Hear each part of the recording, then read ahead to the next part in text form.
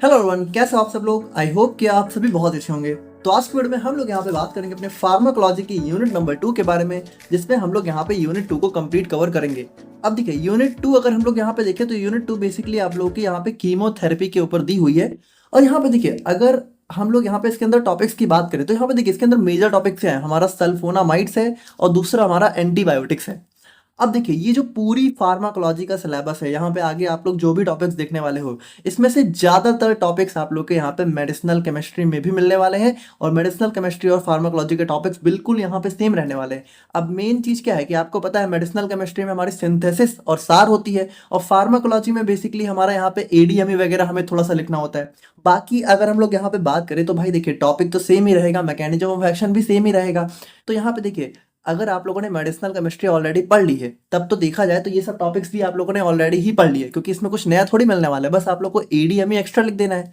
बाकी देखिए अगर आप लोगों ने नहीं पढ़ा है तो हम लोग यहाँ पे करेंगे क्या कि मेडिसिनल केमिस्ट्री के ही जो लेक्चर्स हैं वो हम यहाँ पे इसमें कंपाइल करेंगे, लेकिन डायरेक्टली नहीं। देखिए हम लोग यहाँ पे इंट्रोडक्शन और मैकेनिज्म ऑफ एक्शन वहाँ से कंपाइल करेंगे, और जो एडीएमई होगा वो हम लोग यहाँ पे एक्स्ट्रा इसमें देखेंगे, ठीक है।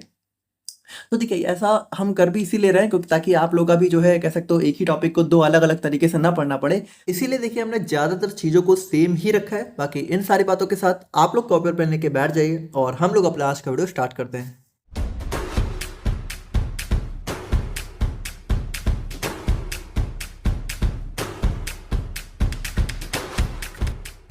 यहाँ पे बात करें अपने कीमोथेरेपी के बारे में, तो कीमोथेरेपी का नाम आप लोगों ने जरूर सुन रखा है। कीमोथेरेपी हम लोगों ने कहाँ पढ़ा था, आप लोगों को याद आ रहा है? कीमोथेरेपी को हम लोगों ने पढ़ा था अपने एंटी कैंसर एजेंट्स में या फिर एंटी न्यूप्लास्टिक एजेंट्स में। कहाँ? मेडिसिनल केमिस्ट्री में। किस सेमेस्टर में? 5th सेमेस्टर में। याद आया? कुछ नहीं याद आया, कोई बात नहीं। कीमोथेरेपी का यूज बेसिकली हम लोग यहाँ पे कैंसर के ट्रीटमेंट में करते हैं। लेकिन देखिए वैसे तो कीमोथेरेपी हमारी कैंसर के ट्रीटमेंट में यूज करी जाती है, लेकिन अगर हम लोग यहाँ पे इस कीमोथेरेपी को समझना जाए तो कीमोथेरेपी मतलब क्या है? कीमो मतलब केमिकल और थेरेपी मतलब ट्रीटमेंट, यानी कि जब भी हम लोग किसी भी डिजीज का ट्रीटमेंट यहाँ पे अपने कुछ केमिकल एजेंट्स के थ्रू करते हैं तो वही हमारी कीमोथेरेपी हो जाती है। अब यहाँ पे देखिए इंपॉर्टेंट चीज़ क्या है कि ये जो केमिकल एजेंट्स होते हैं ये बेसिकली थोड़ा सा नॉर्मल नहीं होते, बल्कि देखिए कीमोथेरेपी का मतलब है कि यहाँ पे जनरली जो हमारे केमिकल एजेंट्स हैं ना, ये केमिकल एजेंट्स हमारे डराइव किए जाते हैं कह सकते हो हमारे माइक्रो ऑर्गेनिज्म से, ठीक है। यानी कि ये जो हमारी दवाएं होती हैं कीमोथेरेपी के अंदर, ये ज़्यादातर हमारी माइक्रो ऑर्गेनिज्म से ड्राइव करी जाती हैं। अब यहाँ पे देखिए वैसे तो इसका यूज हम लोग बहुत इफेक्टिवली कैंसर के ट्रीटमेंट में करते हैं, लेकिन देखा जाए ना तो कीमोथेरेपी के अंदर जो भी हमारी ड्रग्स होती हैं तो उनका यूज हम लोग यहाँ पे बहुत सारे इन्फेक्टियस डिजीज के ट्रीटमेंट में भी करते हैं। यानी कि देखिए इन्फेक्टियस मतलब कि ऐसे डिजीज जो कि यहाँ पे इन्फेक्शन के थ्रू एक पर्सन से दूसरे पर्सन में ट्रांसफर होती रहती है, तो इन सारे डिजीज के ट्रीटमेंट में भी हम लोग यहाँ पे इन ड्रग्स का यूज करते हैं कीमोथेरेपी के अंदर जो भी ड्रग्स आती हैं। अब देखा जाए तो कीमोथेरेपी के अंदर अगर आप लोग देखो तो यहाँ पे देखिए ये जो आप लोग का एंटी ट्यूबरकुलर एजेंट्स है, ये जो आप लोग का यूटीआई है, इसके अंदर जो भी डिजीज हैं, और यहाँ पे देखिए जो भी आप लोग का एंटीबायोटिक्स है, देखिए कीमोथेरेपी ही पूरी दी हुई है मैं आप लोग के फार्माकोलॉजी में। और कीमोथेरेपी का मतलब कुछ खास नहीं है, ये जो आप लोगों ने एंटीबायोटिक्स वगैरह पढ़ी थी ना, यही सारी हमारी कीमोथेरेपी के अंदर ड्रग्स होती हैं। तो आप अब एंटीबायोटिक्स का यूज हम लोग कहाँ करते हैं भाई? हमारे जो भी कह सकते हो बैक्टीरियल इन्फेक्शन होते हैं या फिर जो भी हमारे इन्फेक्शन माइक्रो ऑर्गेनिज्म के थ्रू कॉज किए जाते हैं उनके ट्रीटमेंट में हम लोग यहाँ पे करते हैं। तो यहाँ पे देखिए आप एक बात समझिए कि अगर कोई इन्फेक्शन है और अगर मान लीजिए कि वो हमारा माइक्रो ऑर्गेनिज्म किसी भी टाइप के स्पेसिफिक माइक्रो ऑर्गेनिज्म के थ्रू हो रहा है, यानी कि ये माइक्रो ऑर्गेनिज्म हमारा इन्वॉल्व हो रहा है इन इन्फेक्शन को कॉज करने में, तो यहाँ पे देखिए अगर हमें इस इन्फेक्शन को ट्रीट करना है ना तो हमें दवा भी ऐसी देनी होगी जो कि इस माइक्रो ऑर्गेनिज्म को किल कर सके। और यहाँ पे देखिए अगर हमें इस माइक्रो ऑर्गेनिज्म को किल करना है तो हमें कुछ ऐसी दवा देनी पड़ेगी जो कि बिल्कुल यहाँ पे इसके बराबर हो, है ना, कि जो इसको इसको कह सकते हो बराबर की कह सकते हो टक्कर दे सके या फिर कह सकते हो इसके अगेंस्ट इफेक्टिवली काम कर सके।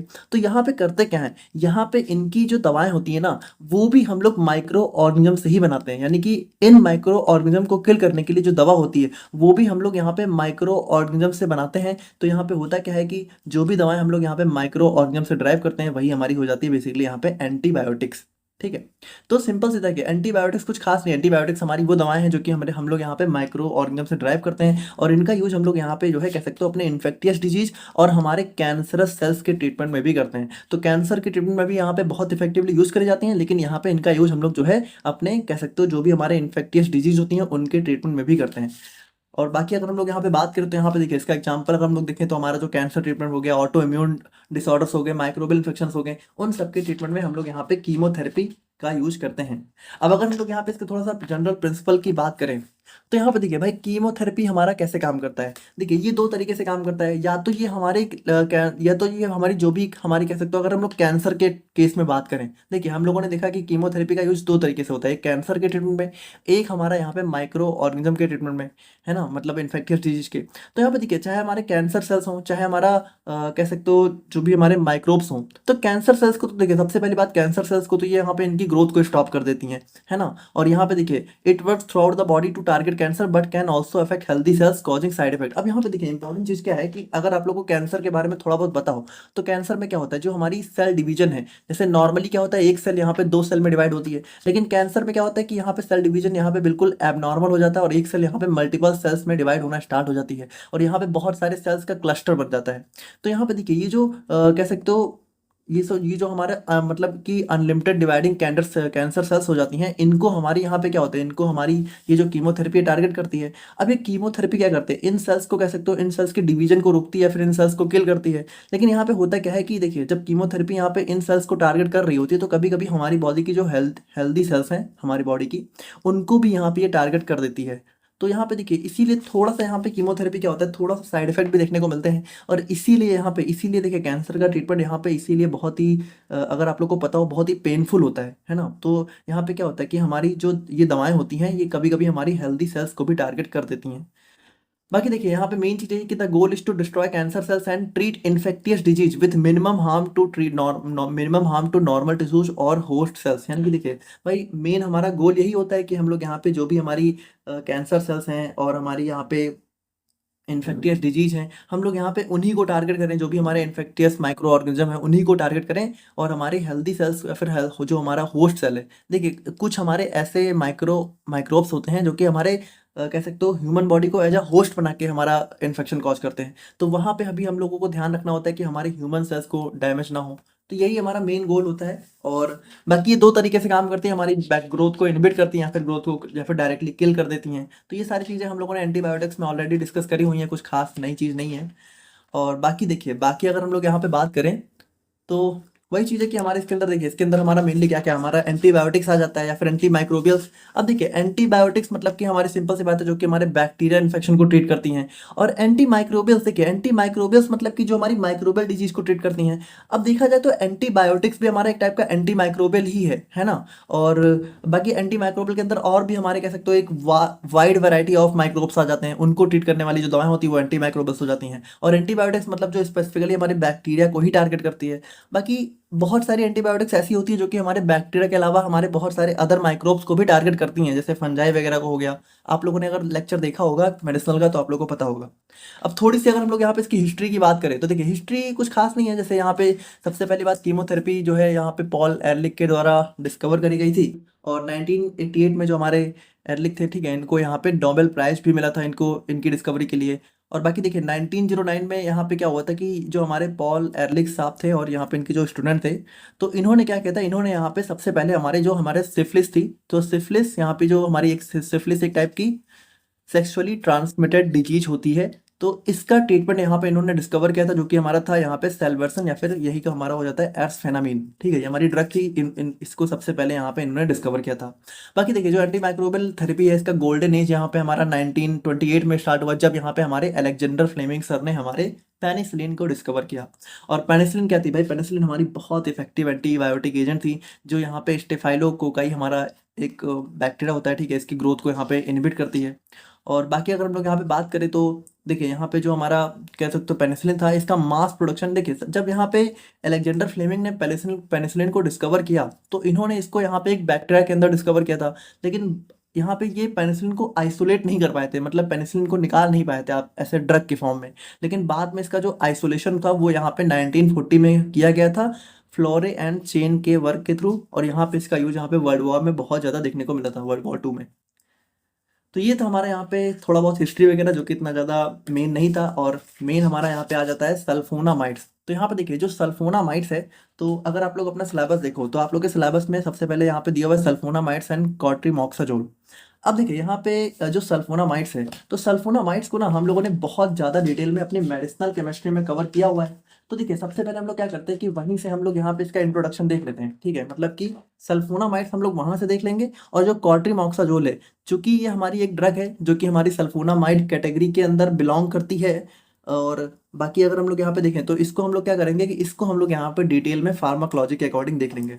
तो सबसे पहले हम लोग यहाँ पे देखते हैं अपने सल्फोनामाइड्स के बारे में। तो बात करें हम लोग यहाँ पे सल्फोनामाइड्स के बारे में। अब देखिए सल्फोनामाइड्स की अगर हम लोग बात करें तो ये कोई पार्टिकुलर किसी स्पेशल कैटेगरी की ड्रग नहीं है, बल्कि सल्फोनामाइड, देखिए सल्फोनामाइड का मतलब है कि अगर किसी भी ड्रग के स्ट्रक्चर में आप लोग को SO2 NH2 यानी कि देखिए कुछ इस टाइप का ग्रुप अगर आप लोग को देखने को मिले, या फिर कुछ इस टाइप का स्ट्रक्चर, अगर हम लोग ओवरऑल स्ट्रक्चर की बात करें तो अगर हमारा कुछ ऐसा स्ट्रक्चर अगर आप लोगों को किसी ड्रग में देखने को मिले तो वो ड्रग हमारी सल्फोनामाइड्स कैटेगरी के अंदर बिलोंग करती है। बाकी ऐसा नहीं है कि सल्फोनामाइड्स हमारे स्पेशली एंटीबैक्टीरियल ही होते हैं या फिर मतलब कि किसी पार्टिकुलर क्लास में बिलोंग नहीं करते हैं। ये बहुत अलग अलग क्लास की ड्रग में बिलोंग करते हैं। लेकिन यहाँ पे अगर हम लोग मेजरली बात करें तो हाँ, मेजर सल्फोनामाइड्स हमारे एंटीबैक्टीरियल एजेंट की तरह काम करते हैं। लेकिन इसका मतलब ये नहीं कि सल्फोनामाइड्स सिर्फ हमारे एंटीबैक्टीरियल होते हैं, ये हमारे और भी बहुत सारे कैटेगरी के ड्रग में देखने को मिलते हैं।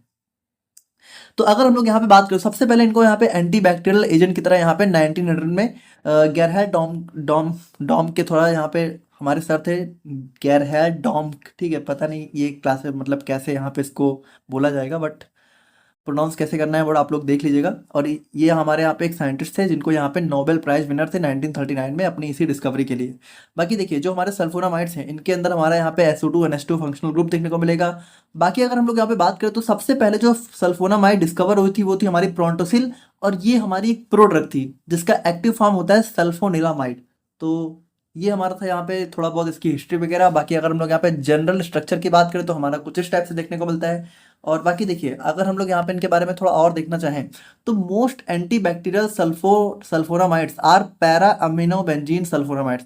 देखिए पैरा अमीनो बेंजीन से क्या मतलब है, यहाँ पे देखिए ये जो हमारा स्ट्रक्चर है, हमारे जितने टाइप के कह सकते हो एंटीबैक्टीरियल सल्फोनामाइड्स हैं, जैसा कि मैंने आप लोगों को बताया कि सल्फोनामाइड्स और भी बहुत सारे ड्रग में देखने को मिलते हैं। लेकिन अगर हमारा सल्फोनामाइड एंटीबैक्टीरियल एजेंट की तरह काम कर रहा है तो उसमें हमारा ये कॉमन रिंग स्ट्रक्चर देखने को मिलता है, जो क्या होता है पैरा अमीनो बेंजीन। देखिए पैरा, इस पैरा पोजीशन पे अमीन ग्रुप है और ये हमारा बेंजीन है, और हमारे यहाँ पे सल्फोनामाइड स्ट्रक्चर हो गया।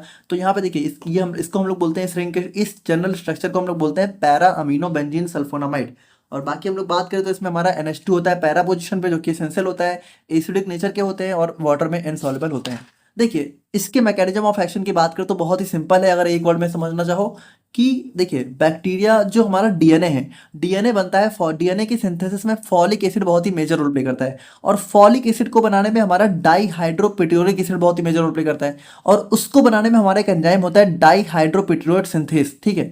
तो ये एंजाइम बहुत जरूरी होता है क्योंकि यही एंजाइम क्या होता है, पाबा को हमारा डाईहाइड्रोपिट्यूरिक एसिड में कन्वर्ट करता है, और यही आगे चल के हमारा बनाता है, यही हमारा आगे चल के फॉलिक एसिड बनाता है। तो आप ये समझिए कि ये जो हमारा सल्फोनामाइड्स होते हैं ये बेसिकली करते क्या है, इसी एंजाइम को इनहिबिट कर देते हैं, और इस एंजाइम को इनहिबिट करने की वजह से क्या होता है, हमारा कह सकते हो एंजाइम जब ब्लॉक हो जाता है तो हमारा जो है कह सकते हो डाईहाइड्रोफॉलिक एसिड नहीं फॉर्म हो पाता है, और जब ये नहीं फॉर्म होगा, देखिए ये सारे होते हैं फॉलिक एसिड के प्रीकर्सर, यानी इसको फॉलिक एसिड को बनाने में हमारा DHF THF और हमारा पाबा और हमारा डाईहाइड्रोपिट्रोलिक एसिड ये सब रोल प्ले करते हैं। तो हम लोगों ने किसी एक को भी ब्लॉक किया तो हमारा फॉलिक एसिड नहीं बनेगी, और without folic acid bacteria can't make DNA और प्रोटीन्स। तो बस इस तरीके से हमारा सल्फोनामाइड्स का जो है कह सकते हो मैकेनिज्म ऑफ एक्शन देखने को मिलता है। अब हम लोग यहाँ पे बात करते हैं इसके क्लासिफिकेशन की। अब देखिए आपके सिलेबस में वैसे कोई क्लासिफिकेशन नहीं दिया हुआ है, तो हम लोग जनरली बात करते हैं कि जनरली इसको हम लोग 3 टाइप से क्लासीफाई कर सकते हैं। पहला हो गया on the basis of site of action,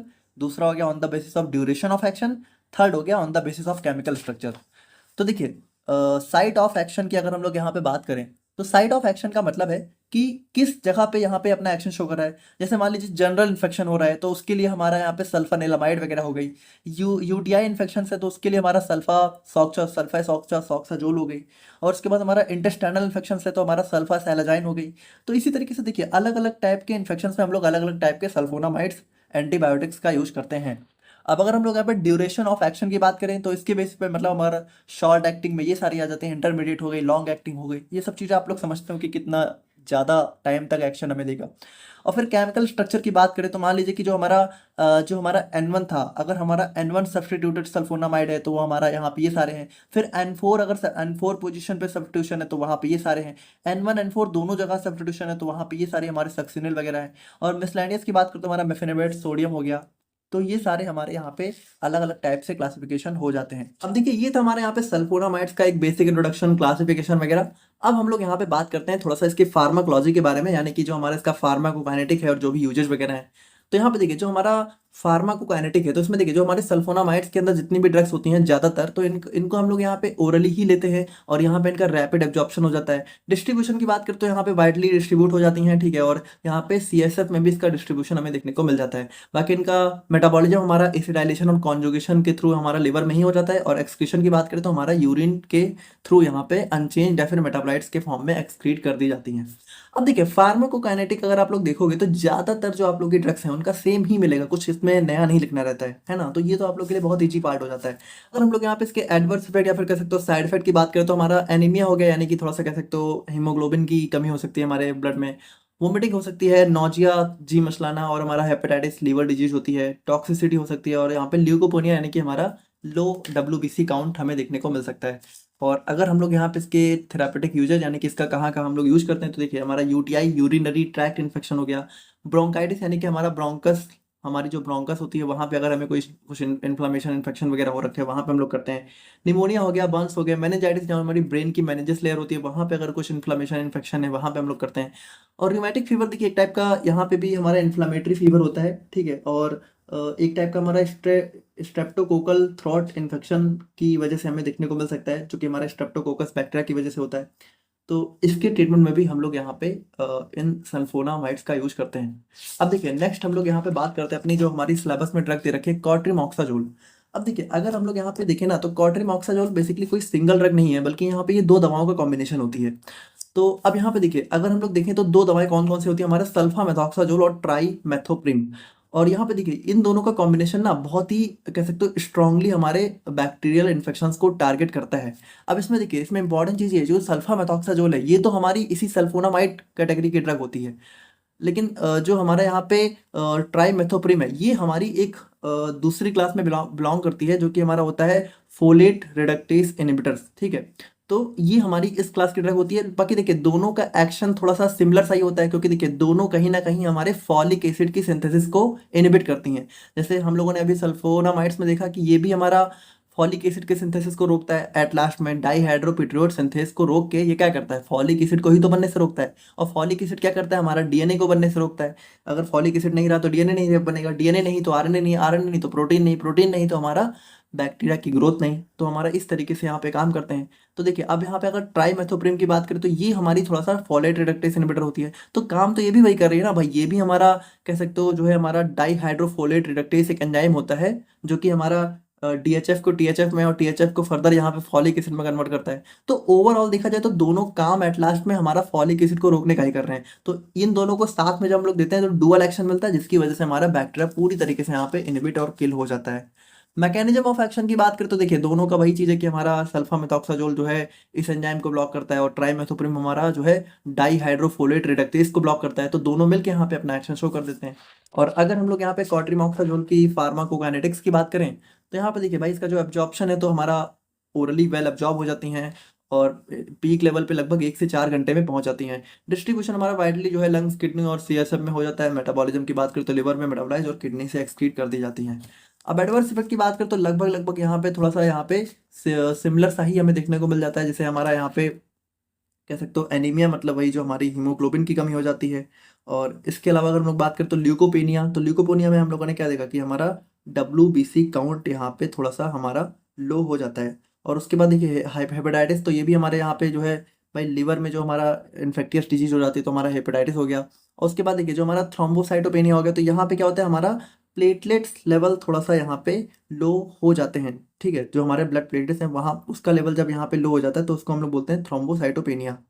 और उसके बाद देखिए जो हमारा क्रिस्टल यूरिया है तो इसमें क्या होता है कि इसमें जो हमारा यूरिन है, ठीक है, तो यूरिन में हमारा यहाँ पे कह सकते हो थोड़ा बहुत यहाँ पे क्रिस्टल्स प्रेजेंट हो जाते हैं, तो उसके वो भी हमारा एक साइड इफेक्ट हो सकता है। वोमिटिंग, नॉजिया, टॉक्सिसिटी, ये सारे तो हमारे कॉमन साइड इफेक्ट हमें देखने को मिलते ही हैं।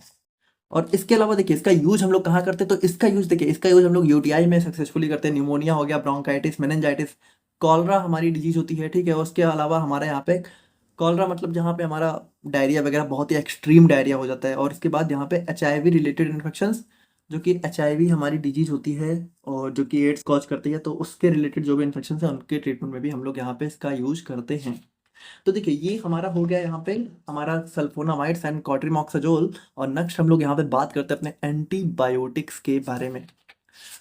तो यहाँ पे देखिए अगर हम लोग बात करें अपने एंटीबायोटिक्स के बारे में, तो देखिए एंटीबायोटिक्स को हम लोगों ने काफ़ी डिटेल में अपनी मेडिसिनल केमिस्ट्री में देखा हुआ है। तो सबसे पहले हम लोग यहाँ पे उसी से थोड़ा सा कंपाइल करते हैं जहाँ तक भी हमारा चलता है। और उसके बाद देखिए जो फार्माकोकाइनेटिक है वो हम लोग यहाँ पे इसकी डिटेल में देख लेंगे।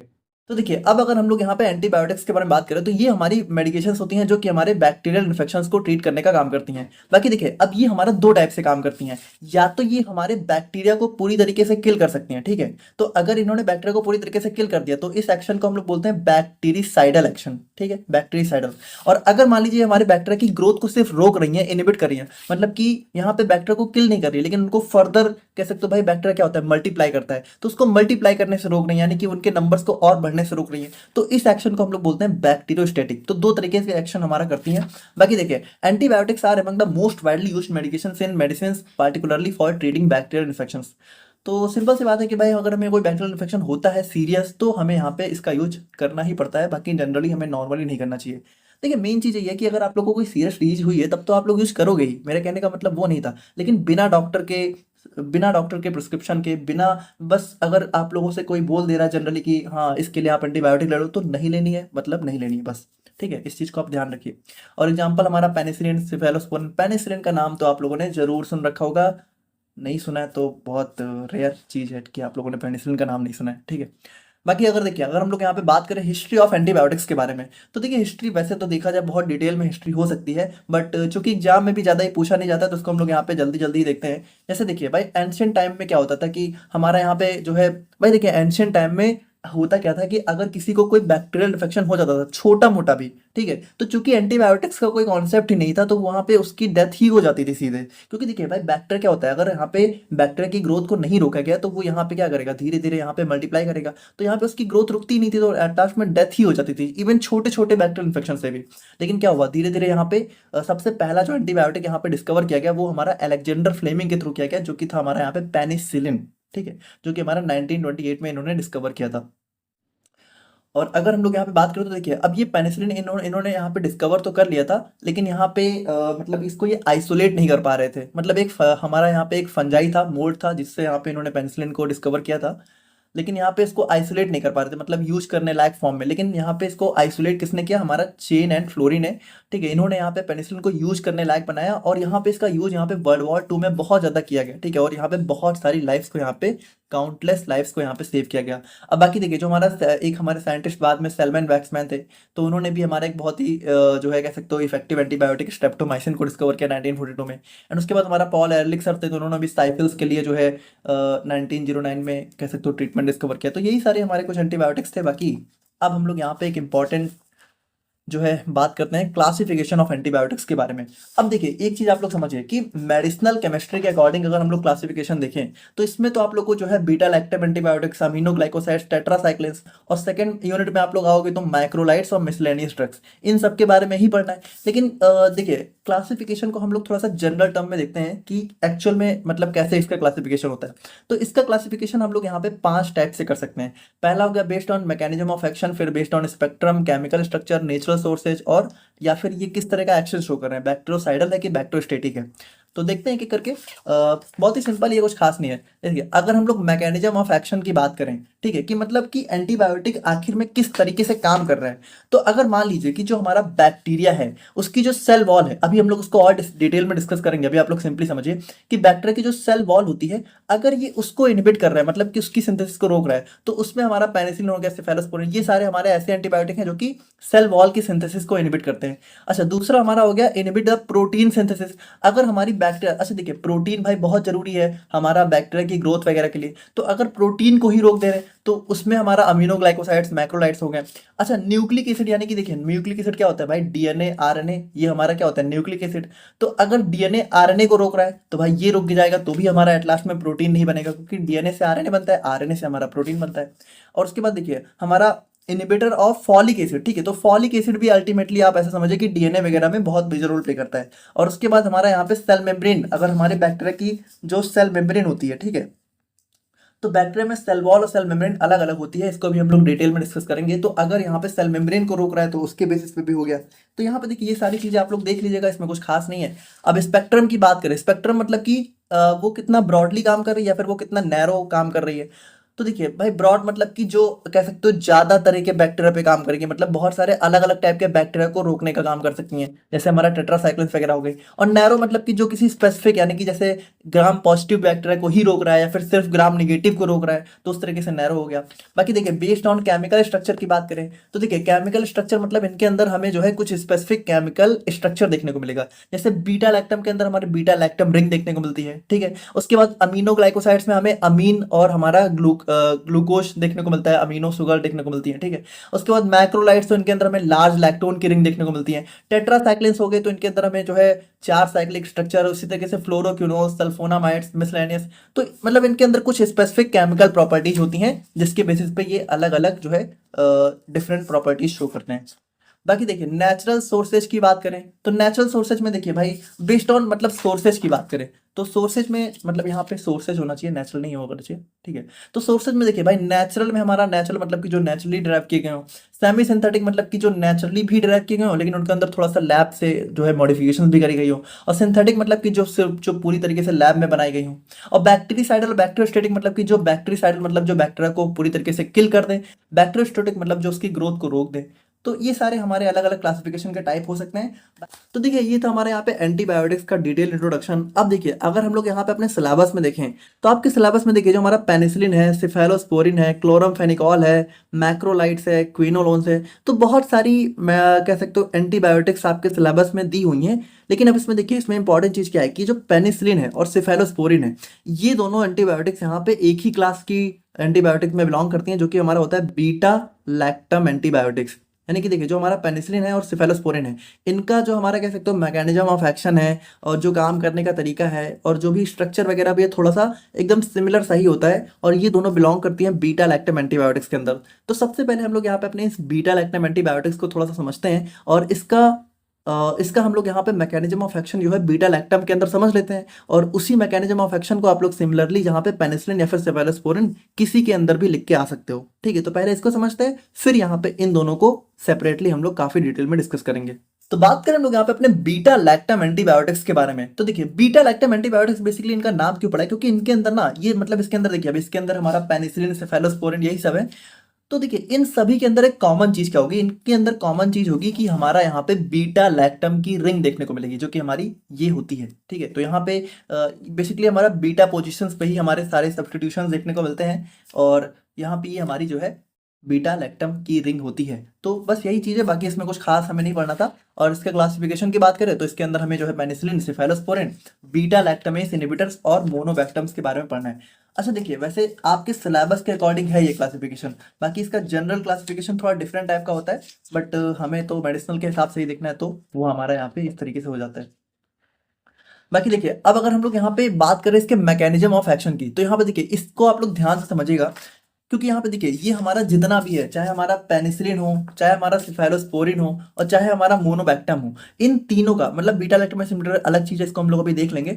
तो इन तीनों का मैकेनिज्म ऑफ एक्शन बिल्कुल हमारा सेम ही होने वाला है। तो यहाँ पे देखिए हम लोग यहाँ पे मैकेनिज्म ऑफ एक्शन को देख लेंगे, और यही सारी चीजें हम लोग यहाँ पे बाकी सब में भी बिल्कुल सेम है। तो ये चीज आप लोग समझिए कि यहाँ पे आप लोग को एक बार पढ़ लेना है, और यही सारी चीजें आप लोग को चाहे पेनिसिलिन का पूछा जाए, चाहे सिफेलोस्पोरिन का पूछा जाए, यही चीजें आप लोग को लिख के आनी है। तो अब आप लोग यहाँ पे ध्यान समझिए कि बीटा लैक्टम एंटीबायोटिक्स बेसिकली काम कैसे करते हैं, ठीक है, किस तरीके से बैक्टीरिया को किल करते हैं, फिर उनकी ग्रोथ को रोकते हैं। तो यहाँ पे देखिए अब आप लोग यहाँ पे ध्यान समझिएगा। देखिए वैसे देखिए बैक्टीरिया जो है और अलग अलग टाइप के होते हैं, बट यहाँ पे जनरली क्या होता है कि जनरली हमारे मान के चलिए कि हमारे आसपास एटमॉस्फेयर में, ठीक है, आसपास हमारे जितने भी टाइप के बैक्टीरिया हैं उनको हम लोग यहाँ पे दो पार्ट्स में क्लासिफाई कर सकते हैं। एक हो गया ग्राम पॉजिटिव बैक्टीरिया, एक हो गया ग्राम नेगेटिव बैक्टीरिया। अब ग्राम पॉजिटिव ग्राम नेगेटिव के बीच में डिफरेंस क्या होता है इसको हम लोग समझते हैं। देखिए ग्राम पॉजिटिव बैक्टीरिया में क्या होता है कि एक तो हमारी होती है प्लाज्मा मेम्ब्रेन, और प्लाज्मा मेम्ब्रेन के ऊपर हमें देखने को मिलती है हमारी सेल वॉल। अब यहाँ पे देखिए ये जो सेल वॉल है ये बनी होती है हमारी किसकी, पेप्टाइडोग्लाइकॉन की, ठीक है, पेप्टाइडोग्लाइकैन की। अब यहाँ पे देखिए पेप्टाइडोग्लाइकैन क्या है तो इसको भी हम लोग देखेंगे, बाकी आप लोग इतना समझिए कि ये जो हमारी सेल वॉल है तो ये हमारी बनी होती है पेप्टाइडोग्लाइकैन की। और यहाँ पे देखिए इंपॉर्टेंट चीज क्या है कि ये काफी थिक सेल वॉल होती है, मतलब कि यहाँ पे आप लोग देखोगे तो इसकी थिकनेस जो है काफी अच्छी खासी थिकनेस हमें देखने को मिल जाती है। लेकिन यहाँ पे देखिए बस यही होता है कि एक हमारा होता है प्लाज्मा मेम्ब्रेन, एक हमारी होती है थिक सेल वॉल। ये हो गया हमारा ग्राम पॉजिटिव का स्ट्रक्चर। अच्छा ग्राम नेगेटिव की बात करें तो यहाँ पे देखिए एक हमारी होती है इसके अंदर प्लाज्मा मेम्ब्रेन और एक हमारी होती है सेल वॉल। अच्छा सेल वॉल बनी तो इसकी भी पेप्टाइडोग्लाइकैन की है, लेकिन यहाँ पे अगर आप लोग इसको और इसको देखो तो यहाँ पे देखिए ये काफी थिन है इसके कंपेयर में, मतलब कि इसकी सेल वॉल ना काफी थिन सी होती है। लेकिन देखिए यहाँ पे इसी वजह से क्या होता है कि इसको एक्स्ट्रा प्रोडक्शन के लिए होता क्या है कि इसके पास हमें देखने को मिलती है एक एक्स्ट्रा आउटर मेम्ब्रेन, यानी कि देखिए इसकी सेल वॉल यहाँ पे भले थिन है लेकिन यहाँ पे इसके ऊपर क्या है, इसके ऊपर एक एक्स्ट्रा आउटर मेम्ब्रेन की कवरिंग देखने को मिल जाती है। तो ये होता है हमारा ग्राम नेगेटिव, ये होता है हमारा यहाँ पे ग्राम पॉजिटिव। अब इन दोनों के अंदर ही मेन चीज क्या है कि सेल वॉल दोनों के अंदर है, एक के अंदर थिन है एक के अंदर थिक है, और दोनों की सेल वॉल बनी किसकी है, बनी है हमारी पेप्टाइडोग्लाइकैन की। तो अब आप लोग यहाँ पे ध्यान से समझिए कि ये जो हमारा बीटा लैक्टम एंटीबायोटिक्स हैं ये करते क्या है। Beta lactam antibiotics kill bacteria by inhibiting the synthesis of bacterial cell wall which is essential for bacterial survival. अब यहाँ पे देखिए इंपॉर्टेंट चीज यही है कि ये जो हमारा बीटा लैक्टम एंटीबायोटिक्स हैं ये हमारी बैक्टीरिया की सेल वॉल को ही बनना रोक देते हैं, मतलब कि इसकी सिंथेसिस को स्टॉप कर देते हैं।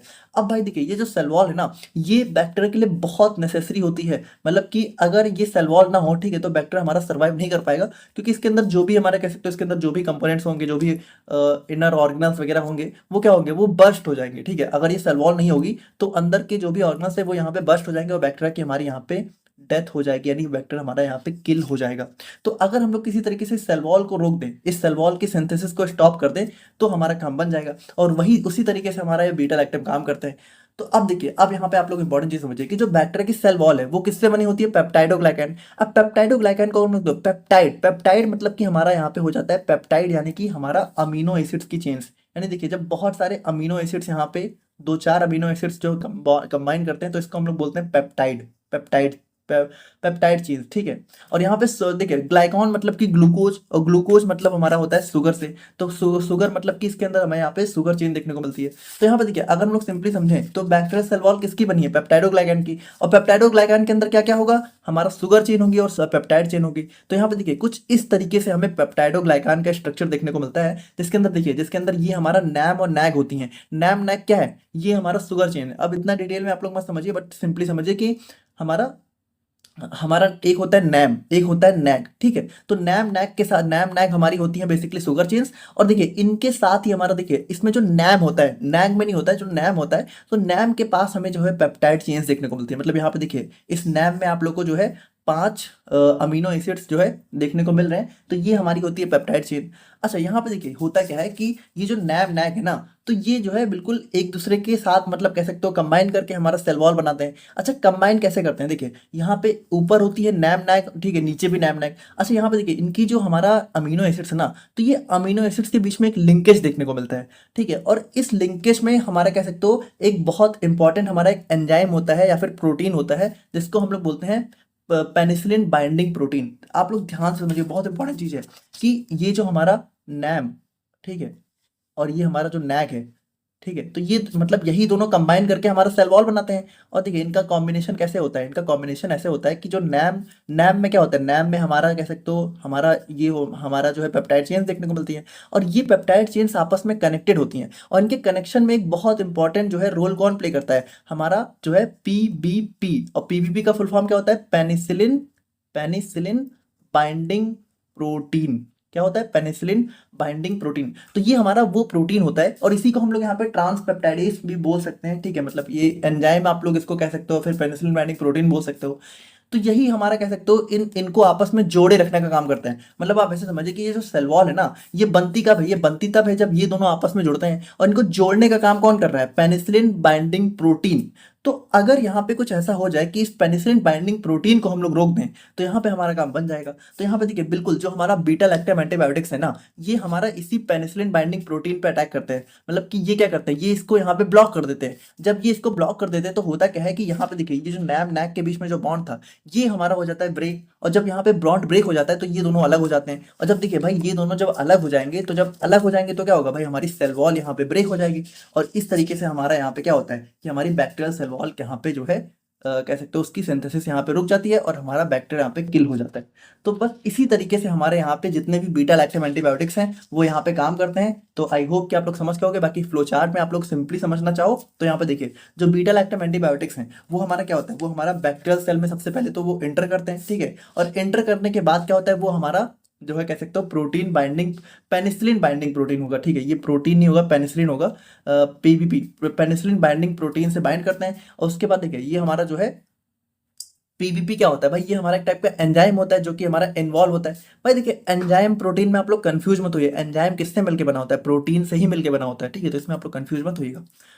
तो ये हमारा वो एंजाइम होता है जो कि हमारा बैक्टीरिया की सेल वॉल को बनाने में इन्वॉल्व होता है। तो हम लोग इसको जब रोक देते हैं तो हमारा यहाँ पे पेप्टाइडोग्लाइकान लिंक नहीं हो पाते हैं, और जब लिंक नहीं होते हैं तो सेल वॉल की सिंथेसिस यहाँ पे डिस्टर्ब हो जाती है और हमारा बैक्टीरियल सेल डेथ हो जाती है।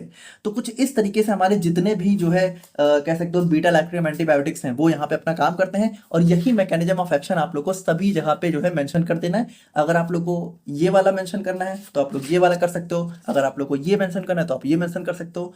दोनों ही सही है, कोई दिक्कत वाली बात नहीं है। देखिए ये था हमारे यहाँ पे बीटा लैक्टम एंटीबायोटिक्स का डिटेल इंट्रोडक्शन। और अब हम लोग यहाँ पे बात करते हैं अपने पेनिसिलिन के बारे में। अब देखिए पेनिसिलिन को हम लोग यहाँ पे थोड़ा सा देखेंगे और इसका मैकेनिज्म ऑफ एक्शन अगर हम लोग यहाँ पे देखें तो बिल्कुल यहाँ पे सेम सही रहने वाला है, ठीक है। तो मैकेनिज्म ऑफ एक्शन अगर हम लोग यहाँ पे इसका पूछते भी हैं तो आप लोग यहाँ पे वही जो बीटा लैक्टम के अंदर आप लोग को मिला है, ठीक है, वही आप लोग को यहाँ पे मेंशन कर देना है। क्योंकि देखिए एग्जाम में आप लोगों से बीटा लैक्टम नहीं पूछेंगे, एग्जाम में आप लोगों से पेनिसिलिन के बारे में ही पूछेंगे। तो मैकेनिज्म ऑफ एक्शन आप लोग को पेनिसिलिन के अंदर वही बीटा लैक्टम एंटीबायोटिक्स वाला ही मेंशन करना है। तो सबसे पहले हम लोग यहाँ पे इसका इंट्रोडक्शन वगैरह देखते हैं, फिर हम लोग यहाँ पे इसका क्लासिफिकेशन देख लेते हैं, फिर हम लोग यहाँ पे इसकी फार्माकोलॉजी को डिस्कस करेंगे। अब हम लोग यहाँ पे बात करते हैं अपने पेनिसिलिन के बारे में, जो कि हमारा एक बहुत इंपॉर्टेंट एंटीबायोटिक हो जाता है। और आप मान के चलिए कि यहाँ से तो मतलब पेनिसिलिन के ऊपर क्वेश्चन ना बहुत रेयर ही होता है, ठीक है। अगर आप लोग की किस्मत बहुत खराब हुई तो नहीं आएगा, वरना जरूर पेनिसिलिन आप लोगों को एग्जाम में देखने को मिलेगा। बाकी देखिए अगर हम लोग यहाँ पे बात करें तो ये हमारा था फर्स्ट एंटीबायोटिक, यानी कि इसी की डिस्कवरी सबसे पहले हुई थी। और इसी के साथ हमारा यहाँ पे जो है कह सकते हो मॉडर्न मतलब एंटीबायोटिक्स का एरा स्टार्ट हुआ था, ठीक है। क्योंकि ये पहली एंटीबायोटिक थी। और इसको यहाँ पे भाई हमारा एक मोड था, मोड मतलब हमारा मोड क्या होता है, फंजाई का एक टाइप होता है, फंजाई का एक टाइप होता है। तो ये हमारा एक मोड था पेनिसिलियम नोटैलम, तो उसी से हमारा ड्राइव किया गया था। बाकी देखिए इसका यूज हम लोग यहाँ पे भाई बैक्टीरियल इन्फेक्शंस को रोकने के लिए करते हैं। और इसको डिस्कवर किया था अलेक्जेंडर फ्लेमिंग ने 1928 में। अब पेनिसिलिन देखिए, अब पेनिसिलिन के बहुत सारे टाइप्स होते हैं, लेकिन हर पेनिसिलिन का एक जो जनरल स्ट्रक्चर होता है वो हमें कुछ इस टाइप से देखने को मिलता है, ठीक है। तो ये आप लोग थोड़ा जरूर याद कर लीजिए, क्योंकि देखिए ये जनरल स्ट्रक्चर है। बाकी आप लोग जो है इतना कोई याद करने की जरूरत नहीं है, लेकिन ये जनरल है तो इसको आप लोग जो है जरूर याद कर लीजिएगा। बाकी देखिए इसके मैकेनिज्म ऑफ एक्शन की बात करें तो ये हमारा सेम है जैसा हम लोगों ने देख लिया। अब हम लोग यहाँ पे बात करते हैं अपने क्लासिफिकेशन ऑफ पेनिसिलिन के बारे में। अब देखिए ये क्लासिफिकेशन भी थोड़ा सा हम लोगों ने मतलब हो सके आप लोग एक दो भी याद कर लोगे तो काम बन जाएगा, कुछ खास नहीं है। बाकी देखिए हम लोगों ने काफी डिटेल में दिया हुआ है, तो इसको आप लोग थोड़ा सा ध्यान से देखिएगा। तो देखिए बात करें हम लोग क्लासिफिकेशन ऑफ पेनिसिलिन की, तो देखिए अगर हम लोग सोर्सेज के बेसिस पे करें तो नेचुरल से हमारा पेनिसिलिन जी पेनिसिलिन वी ये हमारी नेचुरल होती हैं। और सेमी सिंथेटिक की बात करें तो हमारा क्लॉक्सासिलिन हो गया, डाइक्लॉक्सासिलिन, ठीक है। तो ये सब आप लोग देख लीजिएगा, बस आप लोग को बता देंगे रूट्स ऑफ इन्फेक्शन मतलब ओरल से कौन कौन सी है, पेरेंटल मतलब की जो इंजेक्शन आईवी वगैरह से दी जाती हैं, स्पेक्ट्रम मतलब की जो नैरो ब्रॉड इंटरमीडिएट एक्सटेंडेड हो गया।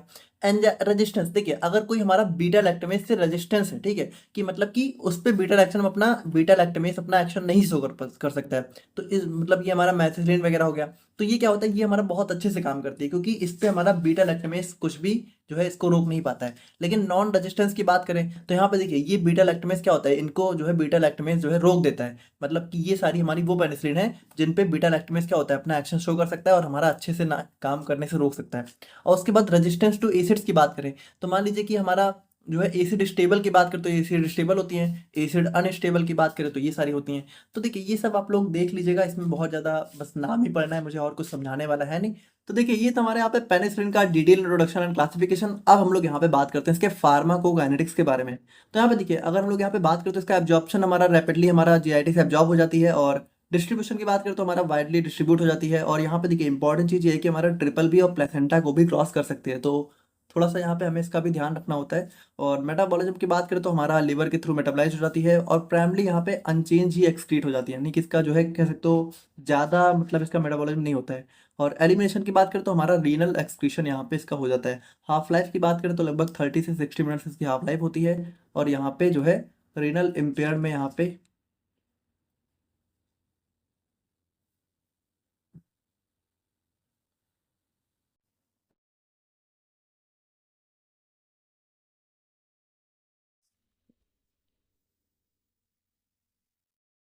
बाकी देखिए हाफ लाइफ की अगर हम लोग यहाँ पे बात करें, बाकी देखिए हाफ लाइफ की हम लोग बात करें तो हमारा लगभग हाफ लाइफ कम ही होती है 30 से 60 मिनट्स, लेकिन यहाँ पे अगर रीनल इम्पेयरमेंट यानी कि अगर हमें कोई रीनल डिजीज हो रखी है तो वहाँ पे थोड़ी सी प्रोलॉन्ग हो जाती है, क्योंकि भाई देखिए जब रीनल डिजीज होगी तो हमारा जल्दी एक्सक्रीट नहीं होगी तो हाफ लाइफ बढ़ जाएगी। एडवर्स इफेक्ट की बात करें तो यहाँ पे देखिए भाई एडवर्स इफेक्ट में हमारे यहाँ पे एलर्जी वगैरह हो सकती है, नोजिया, वोमिटिंग, वही सारे हैं, कॉमन ही है, ठीक है, एनीमिया, सीजर्स और एल्टिकारिया। देखिए एल्टिकारिया में क्या होता है कि हमारे स्किन में एक हिप्स डिजीज होती है, जो कि हमारे स्किन में रेड कलर के रैसेज वगैरह हो जाते हैं, तो वो हमारा अल्टिकारिया होता है।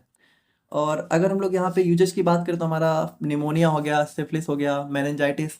अच्छा देखिए एक चीज़ आप लोग को पता होनी चाहिए, नहीं पता तो आप लोग जान लीजिए कि कभी भी किसी भी डिजीज के अगर किसी भी वर्ड के अगर आइटिस लगा है तो आइटिस का मतलब होता है इन्फ्लामेशन, ठीक है, मतलब जिसके आगे लगा है उसके अंदर इन्फ्लामेशन। अब देखिए मेनिंजाइटिस मतलब क्या हुआ, मेनिंजस मेनिंजस होती है हमारी, और इसके आगे लगा है आइटिस, यानी कि मेनिंजस में इन्फ्लामेशन। मेनिंजस क्या होती है, ब्रेन में हमारी मेनिंजस लेयर देखने को मिलती है, ठीक है। और उसके बाद गोनोरिया, तो ये भी हमारे एक टाइप का सेक्सुअली ट्रांसमिटेड डिजीज होती है, जो कि इनफर्टिलिटी वगैरह कॉज कर सकती है।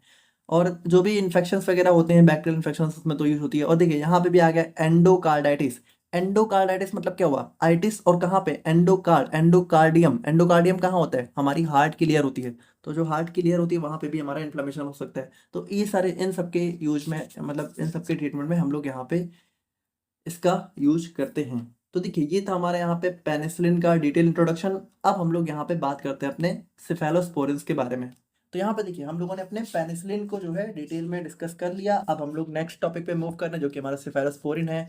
तो सिफेलोस्पोरिन देखिए भाई ये भी हमारा एक टाइप का बीटा लैक्टम एंटीबायोटिक होता है, ठीक है। और ये हमारा जो है कह सकते हो मतलब कि जितने भी टाइप के सिफेलोस्पोरिन्स हैं उन सबका जो प्रोटोटाइप ड्रग होता है वो होता है सिफेलोस्पोरिन सी, मतलब कि इन्हीं से हमारी सारी सिफेलोस्पोरिन बनती हैं। और ये हमारा किससे मिलता है, ये हमारा एक फंगस होता है सिफेलोस्पोरियम एक्रेमोनियम, ये हमारा एक फंगस होता है, उससे हमें देखने को मिलता है। बाकी ये हमारा जनरल स्ट्रक्चर हो गया, मैकेनिज्म ऑफ एक्शन बिल्कुल सेम रहने वाला है। और अगेन हम लोग यहाँ पे इसके भी क्लासिफिकेशन की बात करें तो इसका भी क्लासिफिकेशन देखिए हमारा जो है जनरेशन के बेसिस पे हो सकता है, ठीक है। मतलब कि देखिए अब इसमें हमारा फर्स्ट जनरेशन में हमारा मान लीजिए फर्स्ट जनरेशन, अच्छा देखिए जनरेशन में भी मान लीजिए ओरल है तो अलग हो गया, पेरेंटल अलग हो गया, तो ये आप लोग देख लेना, ठीक है। जैसे फर्स्ट जनरेशन में ओरल में हमारा सिफेलेक्सिन हो गया, सिफेरॉक्सिल हो गया, ठीक है। सेकंड जनरेशन में हमारा जो है ओरल के अंदर हमारा सिफेक्लोर, फिर पेरेंटल के अंदर ये सारी हो गई।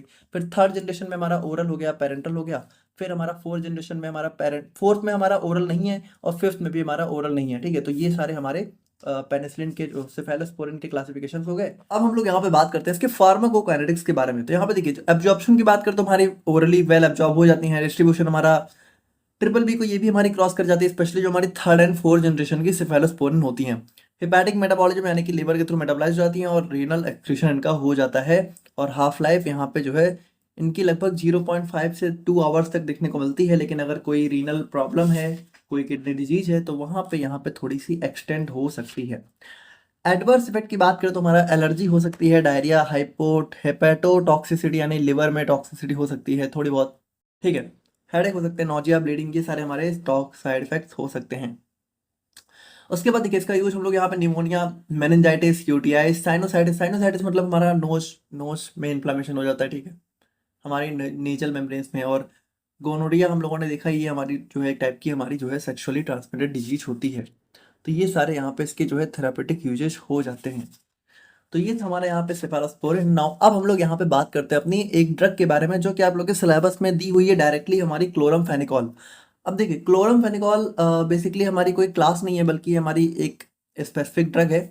तो देखिए ये हमारी एक टाइप की ब्रॉड स्पेक्ट्रम एंटीबायोटिक है, और इसका यूज हम लोग यहाँ पे बैक्टीरियल इन्फेक्शन के ट्रीटमेंट में करते हैं। बाकी इसकी डिस्कवरी यहाँ पे 1947 के टाइम पे हुई थी, और ये भी हमारा जो है। अच्छा देखिए क्लोरमफेनिकॉल की स्पेशल चीज़ क्या है कि सिंथेटिकली ये पहली बार फर्स्ट एंटीबायोटिक था। यानी देखिए ज़्यादातर एंटीबायोटिक्स हम लोग यहाँ पे माइक्रोब से हम लोगों ने बनाए थे जो कि नेचुरल थे। सिंथेटिकली लैब में प्रोड्यूस होने वाला ये पहला एंटीबायोटिक था।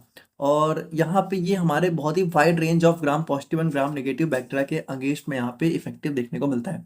बाकी इसका स्ट्रक्चर वगैरह हो जाता है तो ये चीज़ आप लोग अवॉइड करिए। देखिए स्ट्रक्चर यहाँ पे थोड़ा बहुत अगर आप लोगों को दिख भी रहा है तो आप लोग अवॉइड कर दीजिए, फार्माकोलॉजी में इसका आप लोग को काम नहीं लगेगा। अब मैकेनिज्म ऑफ एक्शन की बात करें तो यहाँ पे देखिए थोड़ा सा यहाँ पे इसका मैकेनिज्म ऑफ एक्शन अगर आप लोग को समझना है तो थोड़ा सा यहाँ पे आप लोग को राइबोसोम और प्रोटीन सिंथेसिस के बारे में पता होना चाहिए। अब देखिए इसको अभी हम लोग यहाँ पे काफ़ी डिटेल में डिस्कस करने वाले हैं। बाकी अभी आप बिल्कुल सिंपली ऐसे समझ लीजिए कि अ, देखिए अभी आप थोड़ा सा बहुत सिंपली समझ लीजिए। अभी हम लोग इसको बहुत डिटेल में अभी थोड़ी देर में डिस्कस करेंगे, बट आप इतना समझो कि जो हमारा बैक्टीरिया का राइबोसोम होता है इसमें हमारी दो यूनिट होती है, एक होता है 50S, एक होता है 30S। ठीक है, और इसी राइबोसोम में हमारी होती है प्रोटीन की सिंथेसिस, यानी प्रोटीन बनता है। तो अब ये करता क्या है, ये जो हमारा क्लोरोफेनिकॉल है ये बैक्टीरिया की 50S यूनिट पे बाइंड हो जाता है, मतलब राइबोसोम की, और यहाँ पे प्रोटीन सिंथेसिस को यहाँ पे इनहिबिट कर देता है। अभी आप लोग यहाँ पे बस इतना समझ लीजिए, और अभी ये कैसे करता है क्या करता है ये हम लोग यहाँ पे काफ़ी डिटेल में समझेंगे। बाकी अगर देखा जाए तो आप लोग को पता है प्रोटीन बनता है अमीनो एसिड से, और अमीनो एसिड्स भाई अमीनो एसिड जब एक दूसरे से जुड़े होते हैं तभी प्रोटीन बनता है। और ये दोनों एक दूसरे से जुड़े कैसे होते हैं, इनके बीच में होता है पेप्टाइड बॉन्ड। तो यहाँ पे करते क्या है, इस पेप्टाइड बॉन्ड को ही ब्रेक कर देते हैं, है ना। इस पेप्टाइड बॉन्ड के फॉर्मेशन को रोक देते हैं, तो हमारा अमीनो एसिड्स एक दूसरे से जुड़ ही नहीं पाते हैं, और जब अमीनो एसिड्स नहीं जुड़ेंगे तो प्रोटीन भी नहीं बनेगा, नहीं बनेगा तो हमारे बैक्टीरिया की ग्रोथ रुक जाएगी। तो यहाँ पे इस तरीके से हमारी बैक्टीरियल डेथ हो जाती है। तो देखिए अभी ये क्या होता है, अभी हम लोग और डिटेल में देखेंगे। ये हमारा सिंपल सा इसका मैकेनिज्म ऑफ एक्शन था। और बाकी अगर हम लोग यहाँ पे इसके फार्माकोकाइनेटिक्स की बात करें तो हमारा एब्जॉर्प्शन यहाँ पे वेल एब्जॉर्ब हो जाती है ओरली रैपिडली हमारा यहाँ पे, और आईएम रूट से यहाँ पे भी इसको दिया जा सकता है, जो कि हमारा बहुत ही रैपिड एब्जॉर्प्शन हमें देखने को मिलता है। डिस्ट्रीब्यूशन की बात करें तो ये भी हमारी ट्रिपल बी और प्लेसेंटा बैरियर को क्रॉस कर जाती हैं। Hepatic metabolism, renal excretion, half life हमारी 1.5 से 4 आवर तक देखने को मिल जाती है। एडवर्स इफेक्ट की बात करें तो हमारा वही सब है, रैशेज हो गया, एलर्जी, हेपेटोटॉक्सिसिटी, ठीक है भाई, सब चीज़ें हैं, आप लोग पढ़ लीजिएगा। यूजेस की बात करें तो हमारा मेनिंजाइटिस हो गया, और हमारा टाइफाइड, प्लेग, और हमारा एनीमिया, एच पाइलोरी हमारा जो अल्सर में जो बहुत ही मेजर रोल प्ले करता है जो बैक्टीरिया, तो ये सारे हमारे इनके ट्रीटमेंट में हम लोग यहाँ पे इसका यूज कर सकते हैं। तो ये था हमारे यहाँ पे क्लोरामफेनिकॉल। और बाकी देखिए, बाकी अगर हम लोग यहाँ पे अपने सिलेबस को देखें तो यहाँ पे देखिए हम लोगों ने पेनिसिलिन देखा, सेफेलोस्पोरिन, क्लोरामफेनिकॉल देख लिया। अब हम लोग यहाँ पे बात करते हैं अपने मैक्रोलाइट्स के बारे में। ठीक है, तो इसका भी हम लोग इंट्रोडक्शन वगैरह मेडिसिन से देख लेंगे, और बाकी सारी चीज़ें हम लोग यहाँ पे इस फार्माकोलॉजी में डिस्कस कर लेंगे। तो देखिए सबसे पहले हम लोग बात करते हैं अपने मैक्रोलाइट्स के बारे में। तो देखिए मैक्रोलाइट्स भी हमारी यहाँ पे एक टाइप की बैक्टीरियोस्टेटिक एंटीबायोटिक होती हैं, यानी कि ये हमारा किस तरीके से काम करती है, बैक्टीरिया को जो है बैक्टीरिया की ग्रोथ को यहाँ पे रोकने का काम करती हैं, उनको किल नहीं करती हैं। और यहाँ पे देखिए ये हमारे स्ट्रेप्टोमाइसिस स्पीसीज से ड्राइव करी जाती हैं। और देखिए इनका नाम मैक्रोलाइट्स क्यों पड़ा हुआ है, देखिए मैक्रो से मतलब है थोड़ा सा बड़ा, मैक्रो मतलब बड़ा, माइक्रो मतलब छोटा, आप लोग को पता होगा। और लाइट्स, देखिए लाइट्स यहाँ पे हमारा लैक्टोन रिंग को डोनेट करता है। और लैक्टोन रिंग क्या होती है, लैक्टोन रिंग बेसिकली हमारी काफ़ी जो है 14 से 16 कार्बन की काफ़ी लंबी सी रिंग होती है। तो देखिए इसी वजह से यहाँ पे मैक्रोलाइट्स यानी कि ये काफ़ी बड़े रिंग स्ट्रक्चर होते हैं। तो यहाँ पे देखिए आप लोग इसका स्ट्रक्चर देखिए, तो ये कुछ इस तरीके से हमें देखने को मिलता है, जिसमें टोटल हमारी जो है 14 से लेके 16 कार्बन, यानी डिफरेंट डिफरेंट ड्रग्स में हमारे डिफरेंट किसी में 14 होंगे, किसी में 15, किसी में 16 कार्बन देखने को मिलता है। और इनके साथ हमारा शुगर जो है अटैच्ड होते हैं। जैसे कि अगर आप लोग यहाँ पे देखो तो एक हमारा ये शुगर ग्रुप हो गया, एक हमारा ये शुगर ग्रुप हो गया, तो ये दोनों अटैच्ड रिंग हमें देखने को मिलती हैं। और इसमें से एक हमारा डेसोसामीन शुगर होती है। तो यहाँ पे देखिए ये जो आप लोगों को ये वाली शुगर दिख रही है ये हमारी है डेसोसामीन, और ये जो नीचे वाली आप लोगों को दिख रही है ये वाली, ये हमारी है क्लैडिनो शुगर। तो इस तरीके से हमारा स्ट्रक्चर देखने को मिल जाता है। बाकी इसमें कुछ देखिए ये बहुत सिंपल है, इसमें कुछ खास नहीं है, ना इसमें कोई स्टार ड्रग है, बस हमें हमें इसका सार पढ़ना है, तो वो चीज़ हम लोग यहाँ पे देखेंगे। बाकी देखिए इरिथ्रोमाइसिन हमारी पहली मैक्रोलाइट थी जिसको डिस्कवर किया गया था, और इसको यहाँ पे 1952 में पहली बार यूज किया गया था।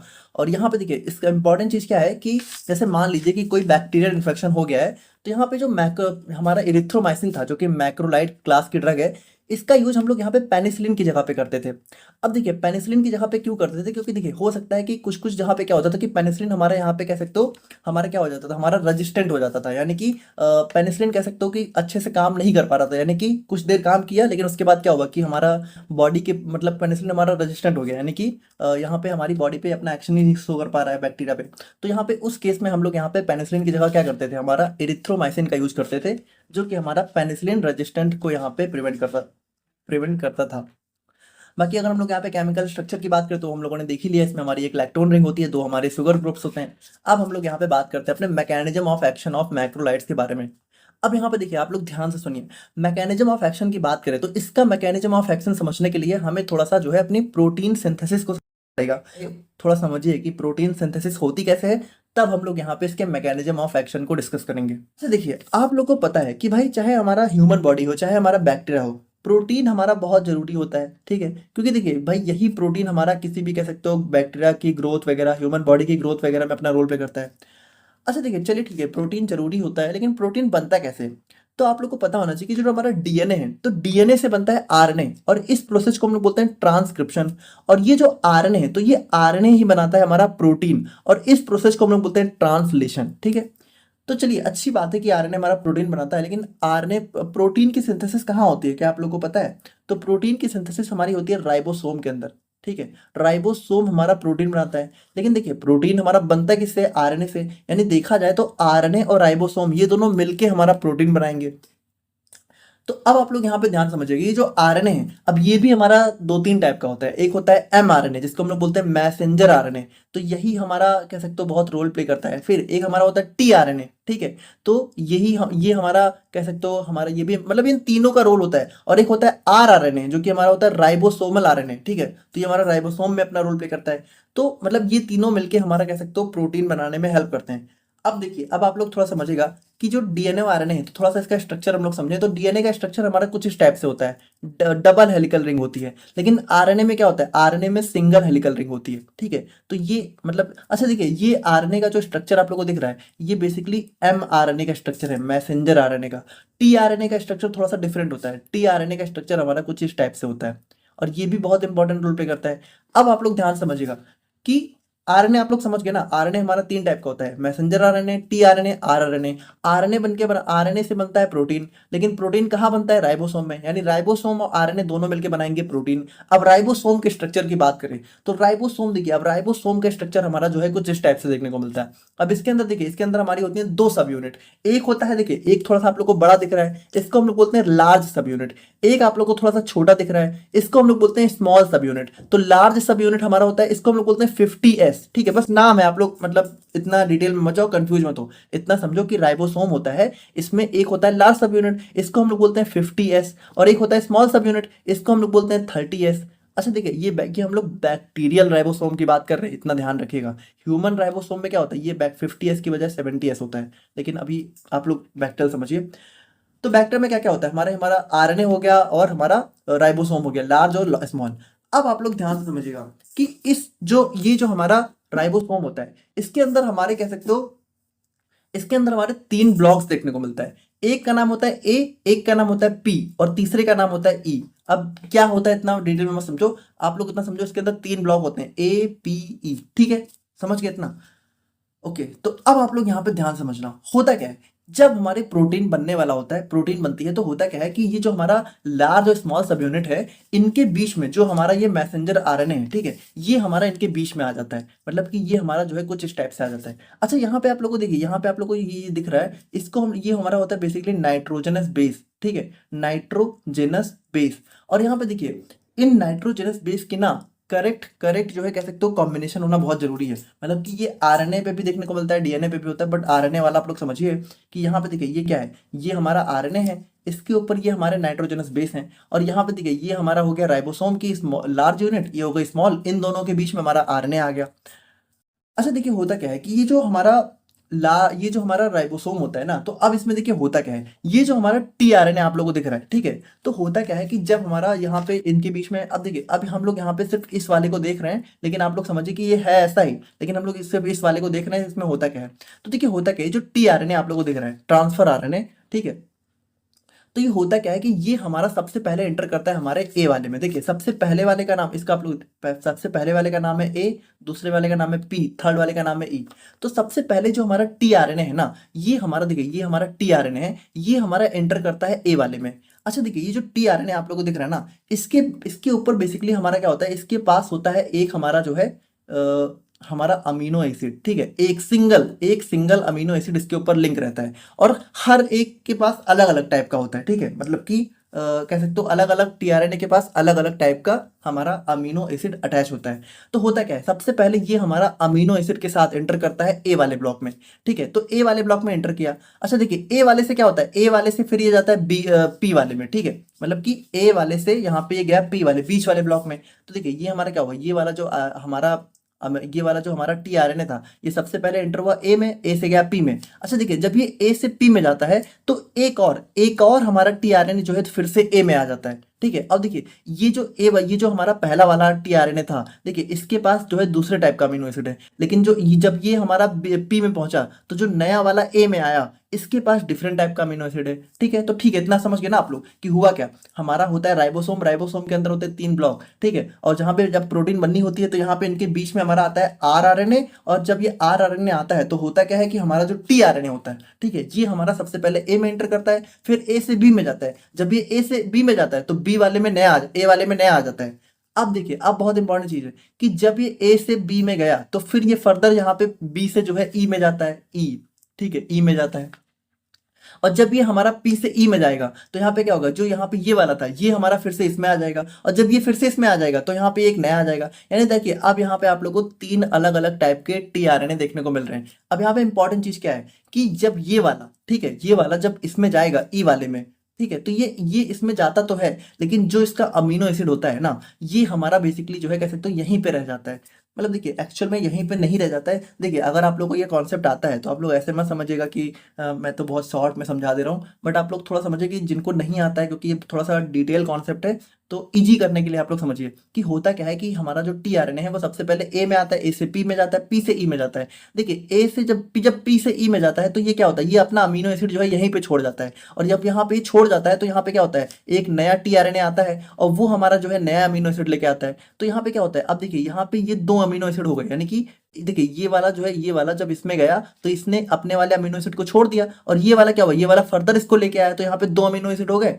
और देखिए जब ये यहाँ पे इसमें, अब ये फर्दर इसमें जाएगा और ये इसको छोड़ जाएगा, यानी अब इस तरीके से देखिए एट लास्ट में क्या होता है, एट लास्ट में जो है हमारा जो है जो बीच वाला सेक्शन होता है पी वाला, ठीक है, पी वाला जो ब्लॉक होता है इसमें हमारे बहुत सारे अमीनो एसिड्स कंबाइन हो जाते हैं। और इतना आप लोग को पता होना चाहिए कि जो हमारा प्रोटीन है ये बेसिकली क्या होता है, ये बेसिकली हमारा long chain of amino acid से होते हैं। यानी कि जब बहुत सारे अमीनो एसिड्स जो है कंबाइन होते हैं, कंबाइन किससे होते हैं, इनके बीच में होता है पेप्टाइड बॉन्ड, ठीक है। तो जब बहुत सारे अमीनो एसिड्स हमारा पेप्टाइड बॉन्ड से बन जाते हैं, ठीक है, बाइंड हो जाते हैं, तो हमारा बेसिकली जो है प्रोटीन बनाते हैं, है ना। तो यहाँ पे देखिए क्या हो रहा है भाई, धीरे धीरे यहाँ पे बहुत सारे टीआरएनए आते जा रहे हैं और हमारा यहाँ पे बहुत सारा अमीनो एसिड लिंक होता जा रहा है, और एट लास्ट में क्या होगा, देखिए होता क्या है कि ये सारे हमारे कैसे आते हैं, बेसिकली जो हमारा राइबोसोम है ना, ये हमारा टीआरएनए की तरफ मूव होता है। मतलब कि जो टीआरएनए आप लोगों को दिख रहा है, मान लीजिए ये हमारा, मान लीजिए ऐसा टीआरएनए है, ठीक है। तो यहाँ पे राइबोसोम क्या होता है, राइबोसोम यहाँ से स्टार्ट करता है, मान लीजिए ये राइबोसोम यहाँ से इससे स्टार्ट किया, ठीक है, तो यहाँ से ये मूव करता करता एकदम लास्ट में पहुंचता है, और जैसे ही लास्ट में पहुंचता है, ठीक है, तो लास्ट में जब इसका एंड होने वाला होता है तो यहाँ पे देखिए एंड होते होते क्या होता है, एंड होते होते इस राइबोसोम के ऊपर हमारा बहुत सारे अमीनो एसिड्स हो जाते हैं, और जैसे ही यहाँ पे एंड में पहुंचता है फिर ये अमीनो एसिड यहाँ पे रिमूव हो जाते हैं, और ये रिमूव किस फॉर्म में हो जाते हैं भाई, प्रोटीन के फॉर्म में रिमूव हो जाते हैं। तो इस तरीके से हमारा प्रोटीन बनता है। मतलब ये देखिए थोड़ा सा शॉर्ट में था, इसमें बहुत सारी चीजें होती हैं, बट आप लोग यहाँ पे समझिए सिंपली कि हुआ क्या, कि हमारा जो आरआरएनए होता है, यानी कि जो हमारा एमआरएनए होता है, मैसेंजर आरएनए, वो हमारा इन दोनों के बीच में आता है। और यहाँ पे हमारा जो राइबोसोम होता है इसमें 3 ब्लॉक होते हैं, ई पी ए। इसमें क्या होता है, हमारा टीआरएनए सबसे पहले ए में आता है, ए से पी में जाता है और पी से ई में जाता है, ठीक है। अच्छा ई हमारा होता है एग्जिट, यानी कि यहाँ से जो है एग्जिट बाहर निकल जाता है। तो इस तरीके से देखिए क्या होता है, बहुत सारे टीआरएनए यहाँ पे आते जाते हैं, निकलते जाते हैं, और जब निकलते जाते हैं तो क्या होता है, धीरे धीरे यहाँ पे बीच वाले में हमारा बहुत सारे अमीनो एसिड इकट्ठा हो जाते हैं, और जब इकट्ठा हो जाते हैं तो एट लास्ट में क्या होता है, ये रिमूव हो जाते हैं और प्रोटीन बन जाता है। तो ये हमारा सिंपल सा होता है प्रोटीन सिंथेसिस के स्टेप। तो देखिए हम लोगों ने देखा कि कुछ इस तरीके से हमारी यहाँ पे प्रोटीन की सिंथेसिस हमें देखने को मिलती है, जिसमें जो हमारा टीआरएनए होता है, ठीक है, वो सबसे पहले हमारा क्या होता है, सबसे पहले हमारा ए में एंट्री करता है, फिर ए से पी में जाता है, और यहीं पे क्या होता है, यहीं पे उसका मैचुरेशन होता है, जहाँ पे हमारी पेप्टाइड चेन्स डेवलप होती हैं, और फिर पी से ई में जाता है और ई से बाहर निकल जाता है। यानी देखिए सिंपली अगर हम लोग यहाँ पे बात करें तो हमारी मेन प्रोटीन सिंथेसिस किस जगह हो रही है, इस पी वाले ब्लॉक में हो रही है, ठीक है। यहीं पे तो हमारे कह सकते हो पेप्टाइड चेन्स बन रही हैं।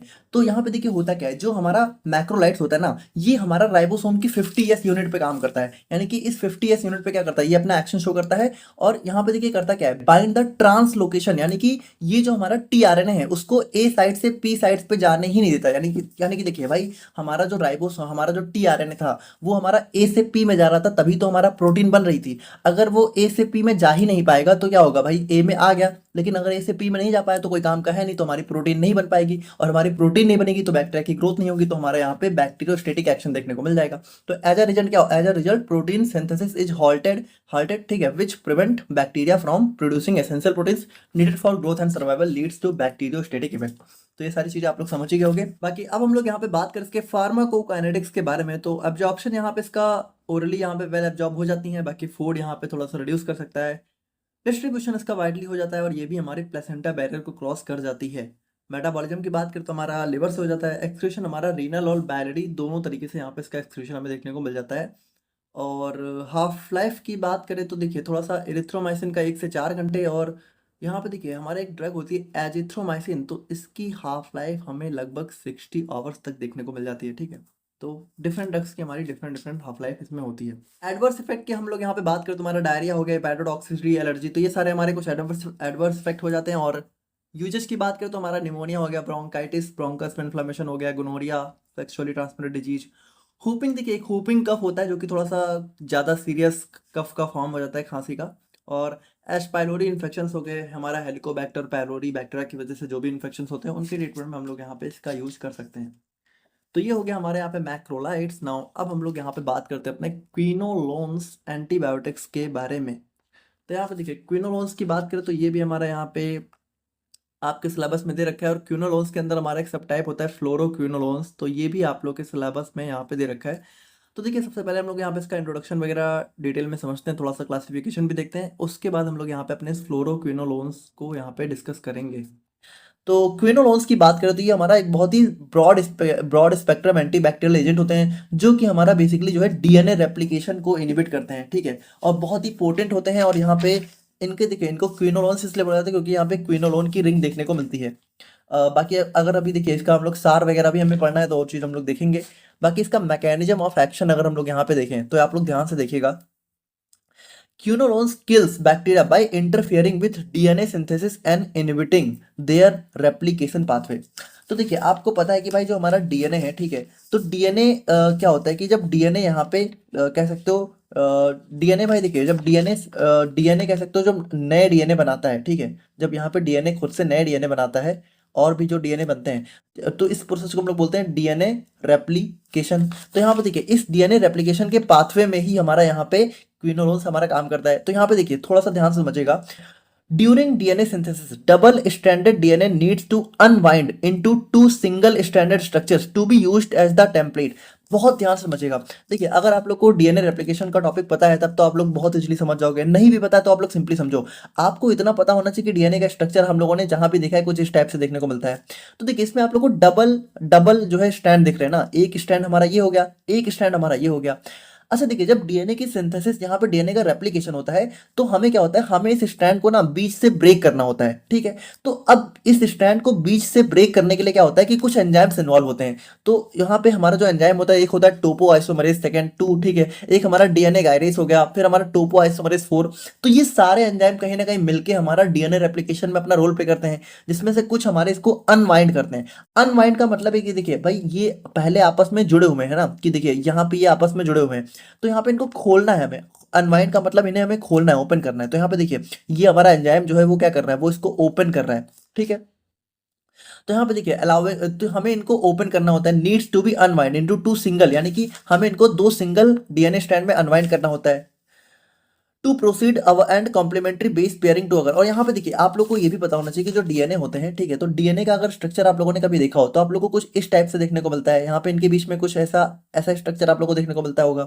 देखिए अगर आप लोग को पता है तब तो आप लोग सब समझ रहे होगे, नहीं पता है तो यहाँ पे आप लोग सिंपली समझो, कभी डीएनए का स्ट्रक्चर देखा होगा तो ऐसा दिखता है। तो ये जो आप लोगों को दिखता है ना, ये हमारा बेसिकली जो है नाइट्रोजनस बेसेज होते हैं, ठीक है, नाइट्रोजनस बेसेज होते हैं। मतलब यहाँ पे ये बेसिकली न्यूक्लियोटाइड्स होते हैं जो कि आपस में कनेक्टेड होते हैं।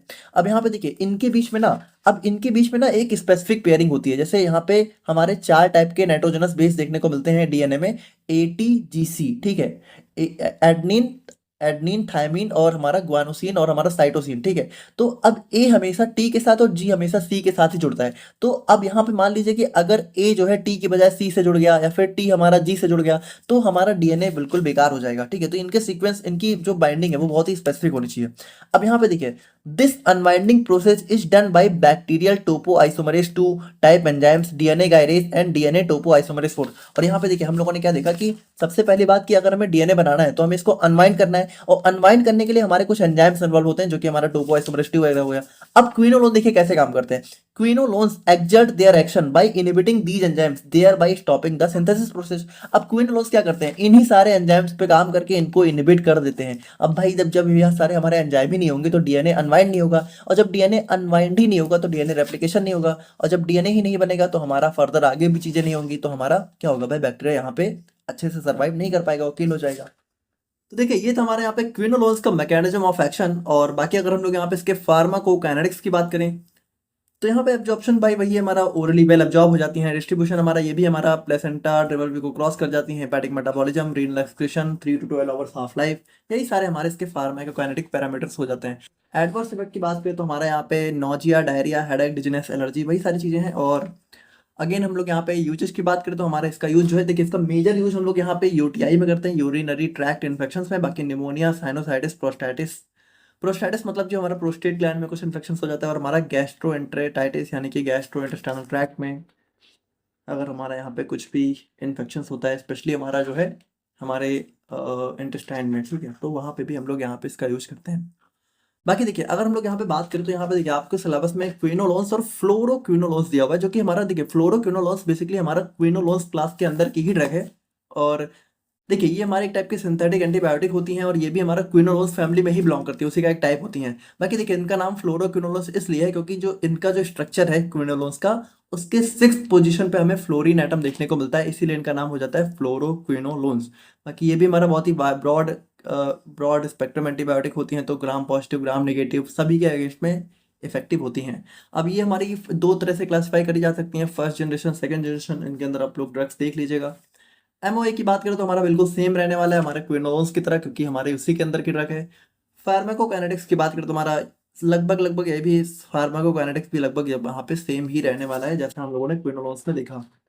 एडवर्स इफेक्ट की बात करें तो हमारा देखिए फोटो सेंसिटिविटी यानी लाइट से हो सकता है, हमें लाइट से सेंसिटिविटी हो सकती है, और हेडेक हो गया, डिजनेस, एलर्जी और नोजिया, डायरिया। देखिए ये सब चीज़ें आप लोग को पता है ना भाई, हमारा हेडेक सर दर्द हो गया, डिजनेस मतलब थोड़ा सा बेहोशी, चक्कर आना, और हमारा और एलर्जी वगैरह मतलब एलर्जी आप लोग समझ रहे हो, नोजिया मतलब जी मिचलाना, डायरिया हमारा जो है डायरिया तो आप लोग को पता ही है। तो ये सारी चीज़ें हो जाती हैं। यूजेस की बात करें तो हमारा यूटीआई हो गया, निमोनिया हो गया, साइनोसाइटिस हमारा नेजल इन्फ्लेमेशन हो गया, प्रोस्टेटाइटिस, एंथ्रैक्स। देखिए एंथ्रैक्स बेसिकली हमारा एक बैक्टीरियल इन्फेक्शन है, जो कि जनरली तो हमारा एनिमल्स में देखने को मिलता है, लेकिन हमारा ह्यूमंस को भी इन्फेक्ट कर सकता है। और सेप्सिस, तो सेप्सिस हमारा एक बहुत ही क्रॉनिक प्रॉब्लम हो जाती है, मतलब बहुत ही सीरियस डिजीज हो जाती है, क्योंकि इसमें देखिए इसमें क्या होता है, इसमें हमारी बॉडी जो है जब किसी इन्फेक्शंस के, देखिए हमारी बॉडी में जो हमारी बॉडी का जो इम्यून सिस्टम है भाई, वो इन्फेक्शंस के अगेंस्ट फाइट करता है, लेकिन यहाँ पे ना बहुत एक्सट्रीम रिस्पॉन्स देखने को मिल जाता है, जिसकी वजह से होता क्या है कि हमारे बॉडी इन्फेक्शन से फाइट करते करते हमारी बॉडी टिश्यूज को भी डैमेज करना स्टार्ट कर देती है। तो ये सारे इसके यहाँ पे हमारे थेरापेटिक यूजेस देखने को मिल जाते हैं। इन सब में हम लोग यहाँ पे अपने फ्लोरोक्विनोलोन्स का यूज करते हैं। तो देखिए यहाँ पे हम लोगों ने डिस्कस कर लिया अपने फ्लोरोक्विनोलोन्स को भी, और अब हम लोग यहाँ पे बात करते हैं अपने टेट्रासाइक्लिन्स के बारे में। तो सबसे पहले हम लोग यहाँ पे इसका introduction, classification, mechanism of action देखेंगे, फिर हम लोग यहाँ पे इसके फार्माकोकाइनेटिक्स की बात करेंगे। तो देखिए टेट्रासाइक्लिन्स भी कुछ खास नहीं है, ये भी बहुत सिंपल है। टेट्रासाइक्लिन, सबसे पहली बात अगर हम लोग बात करें, इसका नाम ही टेट्रासाइक्लिन इसलिए क्योंकि इसके अंदर टेट्रासाइक्लिक यानी कि 4 साइक्लिक रिंग देखने को मिलती है। बाकी देखिए they are potent broad spectrum antibiotic agents effective against gram positive. अच्छा देखिए बहुत ही ब्रॉड होते हैं, मतलब कि ग्राम पॉजिटिव, ग्राम नेगेटिव, अनाएरोबिक सबके प्रति इनका एक्शन अच्छे से देखने को मिल जाता है। और ये हमारा ह्यूमन और वेटरनरी, मतलब कि ये हमारा जो है कह सकते हो एनिमल्स के ट्रीटमेंट में भी हमारा यहाँ पे इनका यूज देखने को मिलता है, ठीक है, क्योंकि ये बहुत सारे diverse range of micro organism के अगेंस्ट में इफेक्टिव होते हैं। और सबसे पहली बात देखिए, सबसे पहले हमारा हमारा बेंजामिन मेंगे डगर, जो कि हमारा यहाँ पे सॉइल इंजीनियरिंग के हेड थे, ठीक है, सॉइल इंजीनियरिंग डिपार्टमेंट के हेड थे, उन्होंने 71 ईयर्स की एज में, ठीक है, जो है इसको यहाँ पे सबसे पहली बात यहाँ पे आइडेंटिफाई किया था सॉइल माइक्रो ऑर्गेनिज्म के अंदर में। केमिकल स्ट्रक्चर की बात करें तो यहाँ पे देखिए टेट्रासाइक्लिन के अंदर हमारा 4 रिंग देखने को मिलती है, और इसको हम लोग यहाँ पे इसीलिए ऑक्टा हाइड्रोनैप्थेसीन नैप्थेसीन बोलते हैं, ठीक है। मतलब इन इसको यहाँ पे मतलब एक कॉमन नेम होता है इसका, ऑक्टा हाइड्रोनैप्थासीन। और अगर हम लोग यहाँ पे बात करें तो यहाँ पे देखिए variations in functional group at different position on the core lead to different actors. और यहाँ पे देखिए जो फंक्शनल ग्रुप आप लोगों को दिख रहे हैं इनमें हम लोग चेंजेस करके यहाँ पे, अच्छा देखिए इनकी नेमिंग में नंबरिंग भी थोड़ा सा डिफरेंट यूनिक होती है। जैसे देखिए 1 2 3 4, और फिर यहाँ पे देखिए 4A आ गया, ठीक है। डायरेक्ट यहाँ पे 5 नहीं है, 4A 5A 6A 7, फिर यहाँ पे देखिए फिर 8 9 10, फिर 10A 11A 12A, ठीक है। तो थोड़ा सा आप लोग ध्यान रख लीजिएगा इस चीज का। अब देखिए अगर हम लोग यहाँ पे इसके मैकेनिज्म ऑफ एक्शन की बात करें, लेकिन इसमें क्या होता है, देखिए ये भी हमारा क्या होता है, ये भी हमारा राइबोसोम की 30S सब यूनिट से बाइंड होता है। अब ये क्या है, इसको हम लोगों ने अमीनो ग्लाइकोसाइड में डिस्कस कर लिया, आप लोग थोड़ा सा पीछे जाके देख लीजिए, ठीक है, अगर नहीं देखा है तो ये हमारा इसी 30S सब यूनिट पे बाइंड होता है। और देखिए ये बाइंड होके करता क्या है, ये हमारा जो tRNA होता है उसको अटैच ही नहीं होने देता है। मतलब ये tRNA क्या होता है भाई, ये tRNA सबसे पहले A में आता है, फिर P में, फिर E में, तो ये आने ही नहीं देता है, ये AP में आने से ही रोक देता है। जिसकी वजह से क्या होता है भाई, नया अमीनो एसिड यहाँ पे ऐड नहीं हो पाता है। भाई देखिए जब ये आ ही नहीं पाएगा तो अमीनो एसिड यहाँ पे नहीं आएंगे, क्योंकि अमीनो एसिड्स क्या होता है इसी tRNA के साथ आते हैं, जिसकी वजह से प्रोटीन सिंथेसिस या हॉल्टेड यानी कि रुक जाती है, और हमारा यहाँ पे क्या होता है बैक्टीरिया। अच्छा देखिए एक चीज इंपॉर्टेंट है कि यहाँ पे ये जो हमारे टेट्रासाइक्लिन्स हैं ये बैक्टीरिसाइडल नहीं होते हैं, बैक्टीरियोस्टेटिक होते हैं, यानी ये बैक्टीरिया की ग्रोथ को रोक देते हैं, उसको किल नहीं करते हैं, क्योंकि थोड़ा सा ये रिवर्सिबल एक्शन शो करते हैं। तो ये चीज आप लोग देखिएगा कि देखिए अगर हम लोग यहाँ पे इसके क्लासिफिकेशन की बात करें तो इसका क्लासिफिकेशन हमारा 3 टाइप से हो सकता है। पहला हो गया ड्यूरेशन ऑफ एक्शन के बेसिस पे, तो भाई देखिए सिंपल सी बात है, शॉर्ट एक्टिंग मतलब कि इसकी हाफ लाइफ 6 से 8 आवर्स की होती है, इंटरमीडिएट लगभग 12 आवर्स, और लॉन्ग मतलब जिसकी लगभग 16 आवर्स। तो ये सारे हमारे ड्यूरेशन ऑफ एक्शन पे हो गए। सोर्स की बात करें तो नेचुरल से हमारा टेट्रासाइक्लिन वगैरह हो गया, सेमी सिंथेटिक्स प्रोड्रग्स हो गए। प्रोड्रग्स क्या होते हैं, प्रोड्रग्स मतलब जो बॉडी के अंदर जाके मेटाबॉलिज्म के बाद एक्टिव होते हैं। इसको हमें नेक्स्ट सेकंड यूनिट में हमें काफी डिटेल में पढ़ना है। फिर हमारा थर्ड हो गया बेस्ड ऑन जनरेशंस, तो जनरेशन मतलब कि जो सबसे पहले बनाई गई फर्स्ट जनरेशन, फिर जो उसके बाद बनाई गई सेकंड जनरेशन, जो बिल्कुल लेटेस्ट है थर्ड जनरेशन, तो इस बेसिस पे हो गया। तो देखिए ये हमारा हो गया टेट्रासाइक्लिन्स का क्लासिफिकेशन। बाकी अगर हम लोग यहाँ पे इसके फार्माकोकाइनेटिक्स पैरामीटर्स की बात करें तो लगभग सिमिलर सा ही है जैसा हम लोगों ने अभी तक देखा, हमारा वेल एब्जॉर्ब ओरली, और उसके बाद डिस्ट्रीब्यूशन प्लेसेंटा बैरियर को क्रॉस कर जाएगा, लिवर से मेटाबोलाइज, रीनल से एक्सक्रीशन, हाफ लाइफ 6 से 22 आवर्स। और एडवर्स इफेक्ट की बात करें तो नॉजिया, वोमिटिंग, हिमेटोटॉक्सिसिटी, एलर्जी, डिजीनेस, वही सारे हैं। यूजेस की बात करें तो यहाँ पे इसका यूज हम लोग जो है बैक्टीरियल इन्फेक्शंस, मतलब अगर एक्ने हमारा जो है बैक्टीरियल इन्फेक्शंस की वजह से हो रहा है तो वहाँ पे निमोनिया, मलेरिया, साइनोसाइटिस और प्रोस्टाटिस, तो इन सब में हम लोग यहाँ पे इसका यूज करते हैं, ठीक है। और नेक्स्ट हम लोग यहाँ पे बात करते हैं अपने यहाँ पे अमीनो ग्लाइकोसाइड्स के बारे में। तो देखिए ये हमारा यहाँ पे अपना लास्ट टॉपिक दे रखा है हमारे यूनिट 2 में, और इसके बाद हमारे यहाँ पे यूनिट 2 कंप्लीट हो जाएगी। तो सबसे पहले हम लोग अपने अमीनो ग्लाइकोसाइड्स का बेसिक इंट्रोडक्शन वगैरह देखते हैं, क्लासिफिकेशन समझते हैं, उसके बाद हम लोग यहाँ पे इसके फार्माकोकाइनेटिक्स को यहाँ पे डिस्कस करेंगे। तो यहाँ पे देखिए बात करें हम लोग यहाँ पे अपने अमीनो ग्लाइकोसाइड्स के बारे में, तो यहाँ पे देखिए अगर आप लोग इसके नाम से ही समझना चाहो अमीनो ग्लाइकोसाइड्स, यानी कि इसके अंदर क्या होगा, इसके अंदर कुछ तो अमीन यानी कि नाइट्रोजन देखने को मिलेगा, और ग्लाइकोसाइड्स यानी कि हमारी कुछ शुगर चेन देखने को मिलेगी। ग्लाइकोसाइड्स मतलब कि हमारा शुगर, ग्लाइकोसाइड्स मतलब ग्लूकोज। अच्छा देखिए ग्लाइकोसाइड्स बेसिकली होता क्या है हमारा, अगर आप लोगों ने फार्माकोग्नोसी में पढ़ा हो, आप लोग को याद हो तो हमारे इसके अंदर 2 पार्ट होते हैं, ग्लाइकॉन ए ग्लाइकॉन, है ना।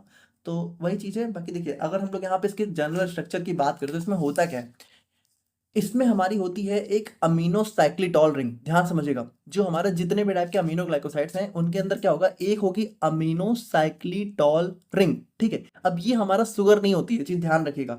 जैसे देखिए है क्या, अमीनो ग्लाइकोसाइड एक टाइप का है ग्लाइकोसाइड, और ग्लाइकोसाइड अगर आप लोग को याद हो तो ग्लाइकोसाइड होता है जो है, एक होता है इसमें शुगर, शुगर पार्ट, ठीक है, शुगर मॉइटी होती है, एक होती है नॉन शुगर मॉइटी, ठीक है।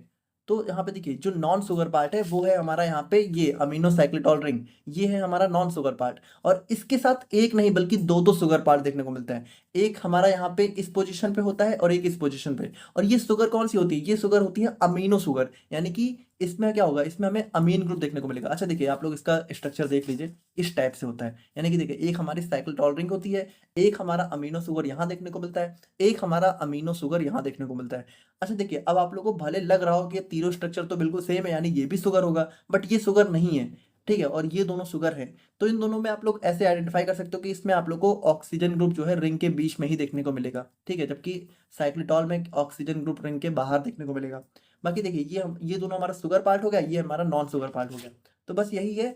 बाकी देखिए, बाकी अगर हम लोग यहाँ पे बात करें तो ये हमारा ग्रुप ऑफ नेचुरल या फिर सेमी सिंथेटिक एंटीबायोटिक्स होती हैं, और इसके अंदर अमीनो साइक्लोटॉन रिंग होती है, जो कि हमारा जो है दो या दो से ज्यादा अमीन शुगर से जो है लिंक होती है। और लिंक किससे होती है भाई? लिंक हमारा होता है ग्लाइकोसिडिक बॉन्ड, ठीक है।